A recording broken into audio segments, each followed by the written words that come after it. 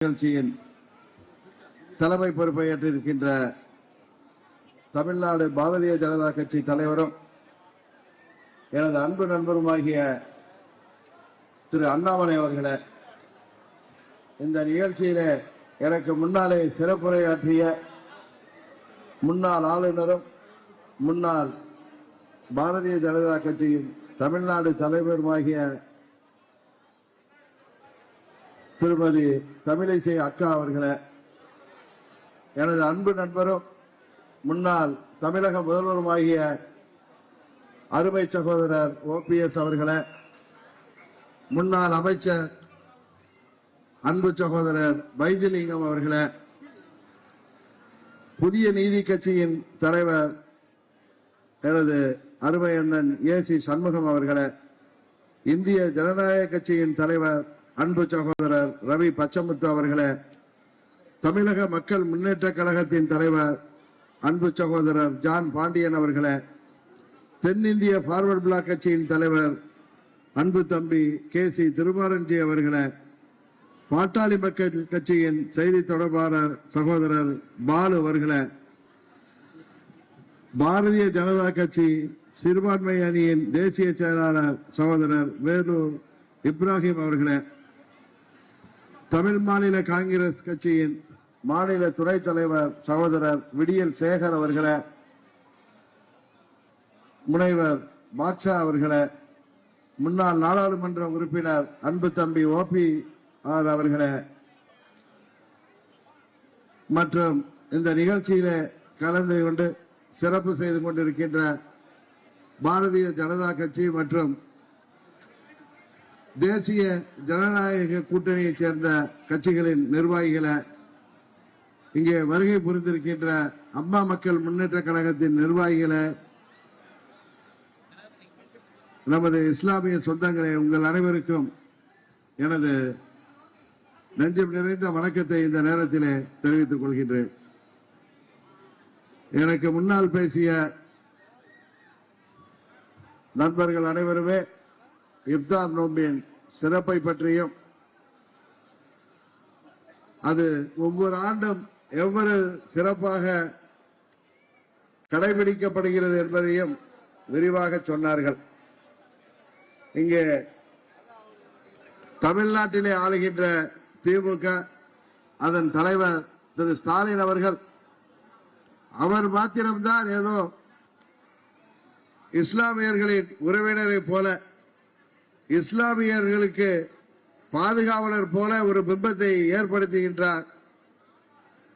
பாரதிய ஜனதா கட்சியையும் மத்திய அரசாங்கத்தையும்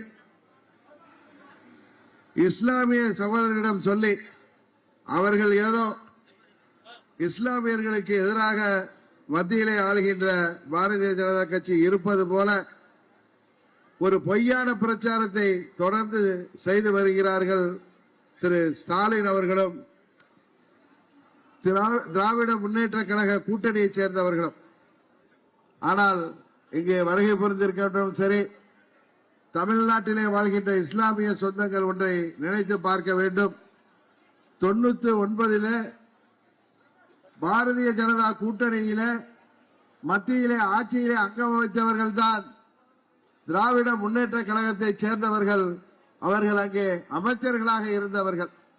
அப்பொழுதெல்லாம் பாரதிய ஜனதா கட்சி மக்களின் நண்பர்களாக, குறிப்பாக சிறுபான்மை மக்களின் தோழர்களாக இவர்களால் அன்றைக்கு சித்தரிக்கப்பட்ட பாரதிய ஜனதா கட்சி இன்றைக்கு வாக்கு வங்கி அரசியலுக்காக, தாங்கள் சிறுபான்மையினர் வாக்கை பெற வேண்டும் என்பதற்காக, அந்த வாக்குகளை தக்க வைத்துக் கொள்ள வேண்டும் என்பதற்காகவே மத்தியிலே ஆளுகின்ற ஆட்சிக்கு எதிராக தமிழ்நாட்டு மக்களை திசை திருப்புகின்ற முயற்சியிலே தொடர்ந்து ஈடுபட்டு வருகிறார்கள்.